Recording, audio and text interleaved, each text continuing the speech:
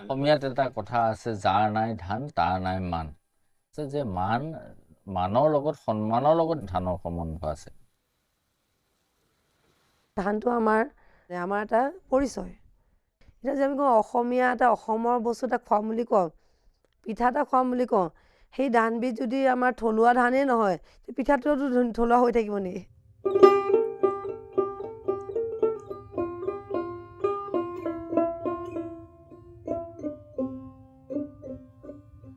অসম এনে এখন ভূমি য'ত যুগ যুগ ধৰি পানী, অৰণ্য, মানৱ জীৱনে ইটোৱে সিটোক গঢ় দি আহিছে।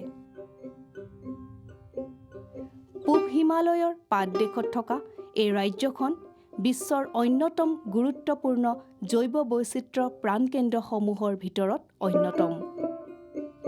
ব্ৰহ্মপুত্ৰৰ প্লাৱনভূমিৰ পৰা বৰাক উপত্যকাৰ ঢালখোৱা পাহাৰলৈকে অসমৰ ভূ-প্ৰকৃতিত উদ্ভিদ, প্ৰাণী, বীজৰ এক অসাধাৰণ সমৃদ্ধি আছে, যি বহু প্ৰজন্ম ধৰি চলি আছে।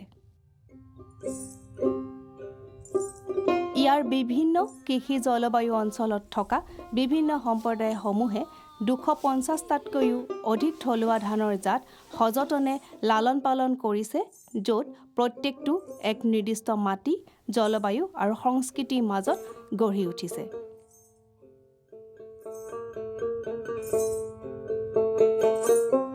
এই বীজবোৰ কেৱল শস্য নহয়, এইবোৰ আমাৰ স্মৃতি, সহনশীলতা, ভৱিষ্যত খাদ্য সুৰক্ষাৰ বাবে একোটা পথ প্ৰদৰ্শক।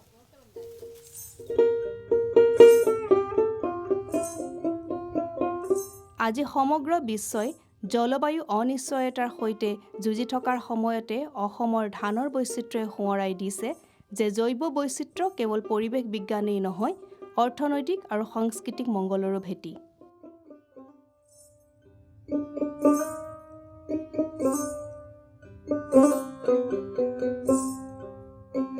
ব্ৰহ্মপুত্ৰ উপত্যকাৰ কেন্দ্ৰস্থলত অৱস্থিত যোৰহাট চহৰ বৰ্তমান হৈ পৰিছে বীজ বিপ্লৱৰ কেন্দ্ৰবিন্দু। ইয়াত কৃষক তথা বীজ সংৰক্ষক মোহন চন্দ্ৰ বৰাই কেইবাটাও দশক ধৰি অসমৰ ধানৰ ঐতিহ্য ৰক্ষা কৰি আহিছে। এগৰাকী ব্যক্তিৰ ব্যক্তিগত প্ৰচেষ্টা হিচাপে আৰম্ভ হোৱা এই যাত্ৰা এতিয়া এক সামূহিক আন্দোলনলৈ ৰূপান্তৰিত হৈছে। এই বীজসমূহ আমাৰ যিখিনি থলুৱা বীজ আছিল, পূৰ্বপুৰুষসকলে ব্যৱহাৰ কৰি অহা সেই বীজসমূহ যিখিনি আছিল, সেই বীজসমূহৰ বিভিন্ন ধৰণৰ বৈশিষ্ট্য আছিল। কিছুমান খৰাং বতৰত প্ৰতিৰোধ কৰিব পাৰে, কিছুমানে বিভিন্ন ধৰণৰ পোক পতংগ প্ৰতিৰোধ কৰিব পাৰে, বেমাৰ আজাৰ প্ৰতিৰোধ কৰিব পাৰে। বানপানী যদি আহে কেতিয়াবা, কিছুমান বীজৰ প্ৰজাতি আছে বানপানীও প্ৰতিৰোধ কৰিব পাৰে, বানপানীটো তেওঁলোকে উৎপাদন দিব পাৰে। গতিকে সেই বিভিন্ন বৈচিত্ৰ্য সম্পন্ন সেই বীজবোৰ কিন্তু আজি আমাৰ কৃষকৰ সেই পথাৰৰ পৰা হেৰাই যাবলৈ ধৰিছে।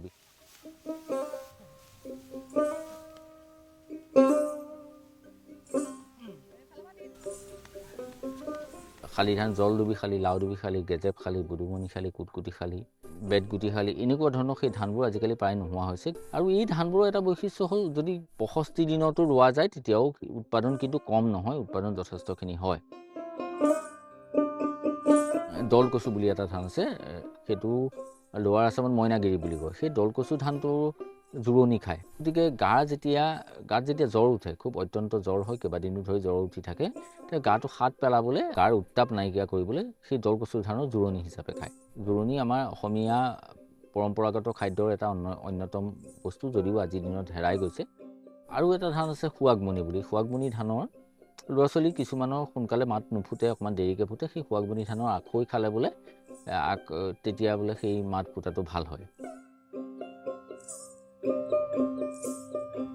অন্নপূৰ্ণা বীজ ভাণ্ডাৰৰ প্ৰতিষ্ঠাপক মোহন বৰাই 2019 চনত উদ্ভিদ জিনম ত্ৰাণকৰ্তা কৃষক বঁটা আৰু বালিপাৰা ফাউণ্ডেশ্যন বঁটাৰেও সন্মানিত হৈছে।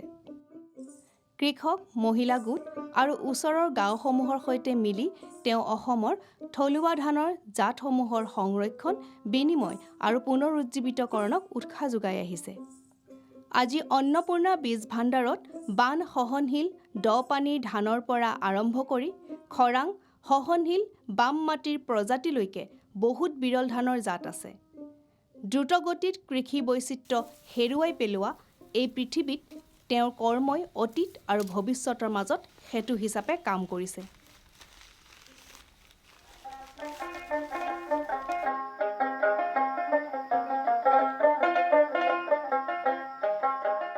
অনাগত দিনত এতিয়া বৰ্তমান আমি ভুগিছোৱে বিভিন্ন সময়ত বিভিন্ন ধৰণৰ বতৰৰ যি প্ৰতিকূল অৱস্থা, সেই বতৰটো সঘনে পৰিৱৰ্তন হোৱা পৰিলক্ষিত হয়। সেই ক্লাইমেট চেঞ্জৰ লগত যদি আমি ফুড ছিকিউৰিটিটোৰ কথা চিন্তা কৰোঁ, আমি সমানে যদি চলাবলৈ হয়, তেতিয়া আমাৰ এটা দুটা ধানৰ প্ৰজাতি বা এটা দুটা বীজৰ প্ৰজাতি আমি কেতিয়াও যুঁজিব নোৱাৰিম। আমাৰ বৈচিত্ৰতা লাগিব।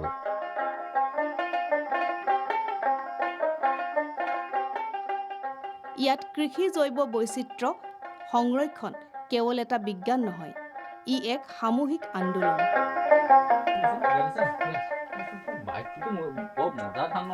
মচুৰিতকৈ ভাল,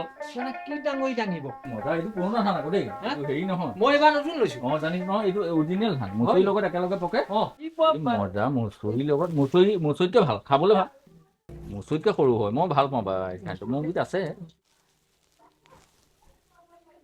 মজা ধানৰ ভিতৰত ইটো চাওক, আমাৰ ফালে ইমান ডাঙৰ নহয় ধানটো।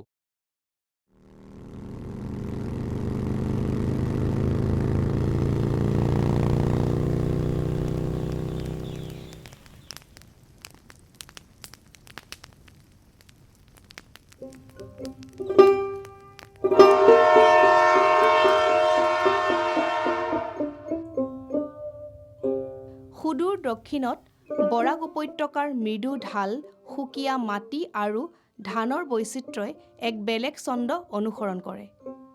ইয়াত এগৰাকী কৃষক আৰু বীজ সংৰক্ষক শ্ৰীমতী ছানালেম্বী দেৱীয়ে কঢ়িয়াই ফুৰিছে কৃষি জৈৱ বৈচিত্ৰ্যসমূহৰ কাহিনী, এসময়ত কি প্ৰচুৰ পৰিমাণে খেতি কৰা হৈছিল, এতিয়া কি আছে আৰু ভৱিষ্যতৰ বাবে কি কি সংৰক্ষণ কৰা উচিত।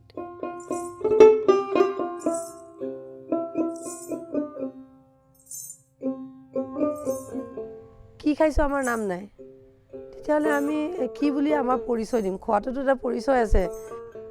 আমি যদি কওঁ যে মই কাছাৰৰ পৰা, আপুনি মানে কালিজিৰা চাউলটো খাবচোন বুলি ক'লে, তেতিয়াহ'লে কাছাৰৰ এটা আইডেণ্টিটি আছে এইবিধ ধান। বা আমি কোমল চাউল খালোঁ, তেতিয়া আমাৰ এটা আইডেণ্টিটি গৈছে, ধানটোৰ লগত আমাৰ এটা পৰিচয় গৈছে। আমাৰ এটা পথাৰতে মানে বিভিন্ন ধৰণৰ লেণ্ড কোৱালিটি আছে, অকণমান দ, অকণমান ওখ, মানে অকণমান মানে নৰ্মেল জেগা, তেনেকৈ ধৰণৰ মানে এটা পথাৰতে আমি 4বিধ ধান কৰিব পাৰোঁ। আমাৰ 16 ভেৰাইটিৰ ভিতৰত আহু ধানো আছে আৰু শালি ধানো আছে। বৰা চাউলত আমাৰ বহুতকেইটা ভেৰাইটি, গোন্ধ থকা, গোন্ধ নথকা, বা পানীত হোৱা বৰা চাউল, অলপ দ জেগাত হোৱা বৰা চাউল, অলপ ওখ জেগাত হোৱা বৰা চাউল, তাতে ক'লা বগা দুয়োটাই আছে। গোন্ধ থকা বৰা চাউলটো অলপমান ওখ হয় আৰু পৰি যায়, তাৰ মানে হাৰভেষ্ট কৰিবলৈ কষ্ট, কিন্তু তাৰ এগেইনষ্টত যে হাইব্ৰিড এটা ধান ওলাইছে, সেইটো চাপৰ, পৰি নাযায়, তাৰ গোন্ধ কম, সেইটো কম দামত পালে ইটো অকণমান কম বেছি দামত বেচিব লাগে, তেতিয়া এইটো এটা কনফ্লিক্ট এটা মানে চলি আছে।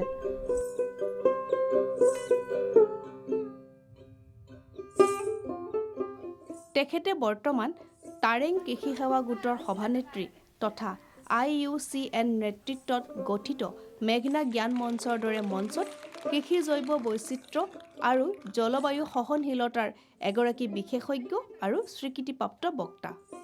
কৃষকৰ সৈতে ঘনিষ্ঠভাৱে কাম কৰি, বিশেষকৈ মহিলাসকলৰ সৈতে জড়িত হৈ শ্ৰীমতী ছানালেম্বী দেৱীয়ে সমগ্ৰ উপত্যকাটোত এসময়ত প্ৰচলিত থলুৱা ধানৰ জাতসমূহৰ নথিভুক্ত কৰে তথা কৃষকসকলৰ মাজত ইয়াৰ বিনিময় কৰি সেইবোৰক পুনৰ খেতিপথাৰলৈ লৈ আহিছে। বিভিন্ন ধৰণৰ বীজসমূহ পুনৰুজ্জীৱিত কৰি তেখেতে স্থানীয় খাদ্য ব্যৱস্থা শক্তিশালী কৰি আহিছে আৰু সাংস্কৃতিক অনুভৱসমূহ সজীৱ কৰি তুলিছে। এনে এক সময়ত যেতিয়া সকলো একাকাৰ কৰি পেলোৱাৰ প্ৰৱণতাই জীৱ বৈচিত্ৰ্যৰ প্ৰতি ভাবুকি কঢ়িয়াই আনিছে, সেই সময়ত শ্ৰীমতী ছানালেম্বী দেৱীৰ দৰে কৃষকসকলে সংৰক্ষণৰ যুঁজত আগশাৰীত থিয় দিছে। ধান যেতিয়া মানে হাৰভেষ্ট কৰি কাটি পেলাই অনা হয়, প্ৰথম কামটোৱে হয় যে আমি তাৰপৰা বীজ উলিয়াব লাগে। যেতিয়া ধান আনে, ধানৰ মুঠটোৰ পৰাই মানে বেলেগ যিবিলাক মিক্স হৈ যায় বা ধান ৰোৱাৰ সময়ত যে মিক্সবিলাক আমি আঁতৰাই দিওঁ, আঁতৰাই পেলাই ভালদৰে সেইটো বাচিব লাগে। মানে আপোনাৰ যিমান খেতিয়কজনৰ প্ৰয়োজনীয়তা হিচাপে আৰু তাতকৈ অলপ বেছি, মানে যদি ফ্লাছত আহিলেও যাতে ছেকেণ্ড টাইম বা থাৰ্ড টাইমো যদি আমি লগাব লাগে, সিমানখিনি মানে পৰিমাণৰ ধান মানে আমি তাৰ পৰা উলিয়াই ৰাখিব লাগে। সেইকাৰণে থলুৱা ধানৰ বীজ ৰখাটো এটা বহুত ডাঙৰ কাম। মানে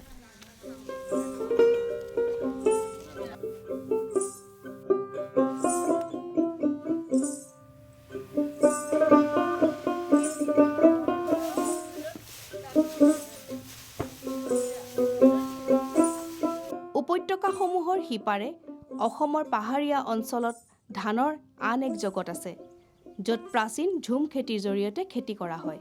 যুগ যুগ ধৰি বিভিন্ন জনগোষ্ঠীয়ে এই কৃষি পদ্ধতিৰ জৰিয়তে এক অনন্য জাতৰ পাহাৰীয়া ধানৰ খেতি কৰি আহিছে। এই জাতবোৰ সাধাৰণতে অত্যন্ত সহনশীল, দ্ৰুতগতিত বৃদ্ধি পোৱা আৰু সাংস্কৃতিক ৰীতি নীতিৰ সৈতে গভীৰভাৱে জড়িত।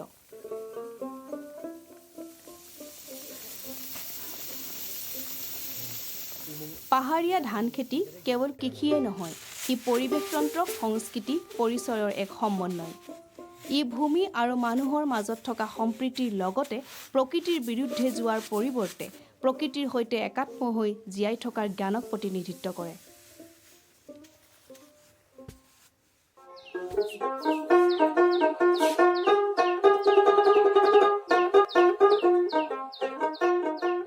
শোণিতপুৰ জিলাৰ বৰজুলি জলাশয়সমূহত বনৰীয়া ধানবোৰ নীৰৱে গজি আছে, যিবোৰ হৈছে কৃষি পৰম্পৰা আৰম্ভ হোৱাৰ পূৰ্বৰ একোটা জিনীয় সম্পদ। বৰ্তমান জৈৱ বৈচিত্ৰ্য ঐতিহ্য ক্ষেত্ৰ হিচাপে ঘোষণা কৰা এই অঞ্চলটো ইয়াৰ বিৰল বন্য ধান প্ৰজাতিৰ বাবে সুৰক্ষিত, যাৰ জলবায়ু সহনশীল শস্যৰ প্ৰজননৰ ক্ষেত্ৰত অপৰিসীম বৈজ্ঞানিক গুৰুত্ব আছে। মই এইখন জেগা আমি বিল হিচাপে আগত মাছৰ কাৰণে ব্যৱহাৰ কৰিছিলে। এইখন গাঁৱৰ মানুহে কিছুদিন আগত 2016-17 চনৰ আগত দিল্লীৰ পৰা বৈজ্ঞানিক কেইজনমান অহা যোৱা কৰি আছিল। এদিন ৰখি এইখন জেগাত চালে যে ইয়াত জংলী ধান বুলি সিহঁতে মানি লৈছিলে। এইখিনি ক'লে এইখিনি ধান সংৰক্ষণ কৰিব লাগিব। আকৌ এই ধানৰ মহত্ব কি বা ভৱিষ্যতে ইয়াৰ দৰকাৰ কি, আমাৰ গোটেই গাঁৱৰ মানুহখিনিৰ লগত বহি আলোচনা কৰিলোঁ যে আজি প্ৰায় অসমৰ বহুত ধান প্ৰায় লুপ্ত অৱস্থাত। এই ধানটো আমি যদি সংৰক্ষণ কৰি ৰাখিলে ভৱিষ্যতে এই ধানৰ পৰা আৰু আমি ক্ৰছ কৰি এটা নতুন প্ৰজাতিৰ ধান আমি উৎপাদন কৰিব পাৰিম।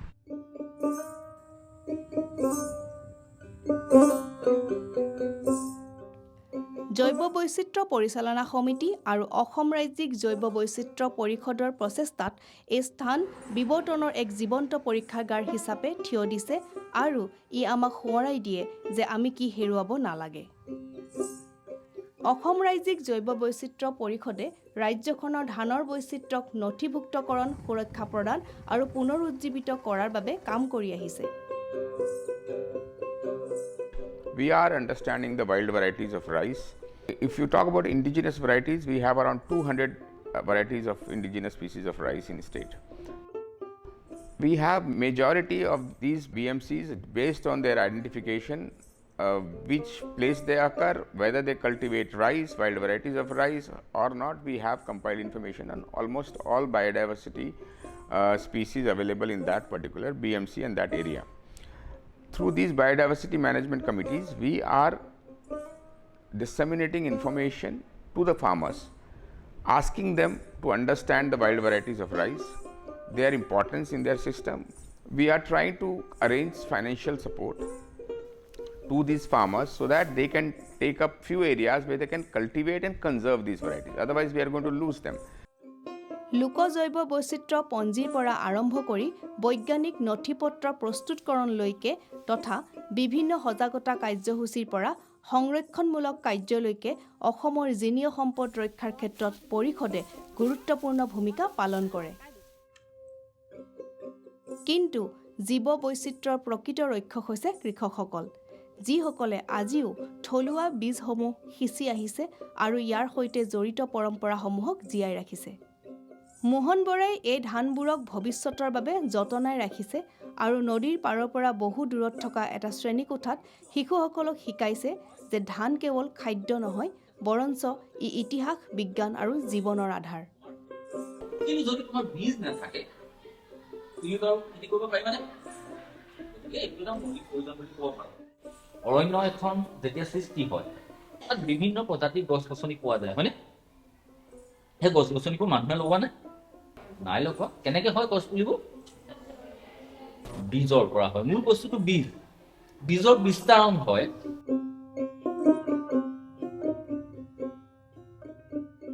বৰাক উপত্যকাৰ শ্ৰীমতী চানালেম্বী দেৱীৰ দৰে কৃষকসকলে একেই লক্ষ্যৰে কাম কৰি গৈছে যাতে বীজসমূহৰ এই জ্ঞান এটা প্ৰজন্মতে শেষ হৈ নাযায়। কাৰণ কৃষিৰ জৈৱ বৈচিত্ৰ্য তেতিয়াহে বৰ্তি থাকে যেতিয়া ইয়াক শিকা হয়, ভগোৱা হয় আৰু পুনৰ ৰোপণ কৰা হয়।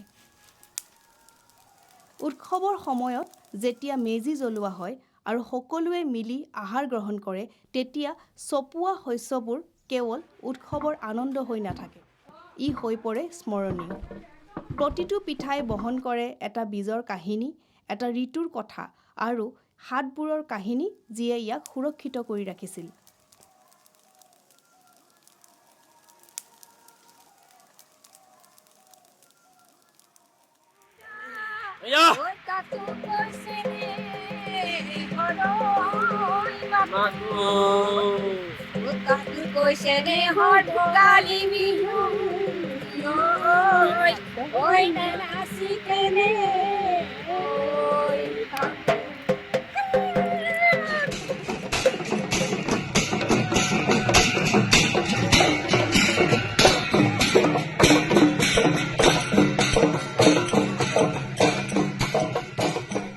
বীজ হৈছে কৃষকসকলৰ প্ৰাথমিক প্ৰয়োজন। বীজ লৈ পেলাই যিটো আমাৰ স্বাধীনতা, যদি বীজটো আমাৰ নিজৰ নাথাকে, সঁচৰ কাৰণে আমি মানুহৰ ওচৰত হাত মেলিব লাগিব। গুণাগুণৰ হিচাপত গ'লে কিন্তু সদায় যিটো অৰিজিনেল বস্তু তাৰ ষ্ট্ৰেংথ সদায় বেছি থাকে। আমাৰ বীজ এটা আমাৰ হেৰাই যায়, কোনোবা এটা প্ৰজাতি ধানৰেই হওক বা কোনোবা বীজৰ প্ৰজাতি এটা যেতিয়া আমাৰ হাতৰ পৰা হেৰাই যায়, তাত সুপ্ত হৈ থকা সেই বিভিন্ন ধৰণৰ প্ৰতিৰোধী জিনবোৰো আমাৰ মাজৰ পৰা হেৰাই থাকিব। মোহন বৰা আৰু শ্ৰীমতী চানালেম্বী দেৱীৰ দৰে ব্যক্তিৰ নিৰবিচ্ছিন্ন দৃঢ় প্ৰচেষ্টাৰ জৰিয়তে অসমৰ কৃষি জৈৱ বৈচিত্ৰ্য আজিও প্ৰাণৱন্ত হৈ আছে। কিন্তু ই অতীতৰ কোনো সংৰক্ষিত বস্তু নহয়, বৰঞ্চ এক জীৱন্ত ঐতিহ্য, যাক সযতনে সংৰক্ষিত কৰা হৈছে আৰু ভৱিষ্যতৰ বাবে সুৰক্ষিতভাৱে আগবঢ়াই নিয়া হৈছে।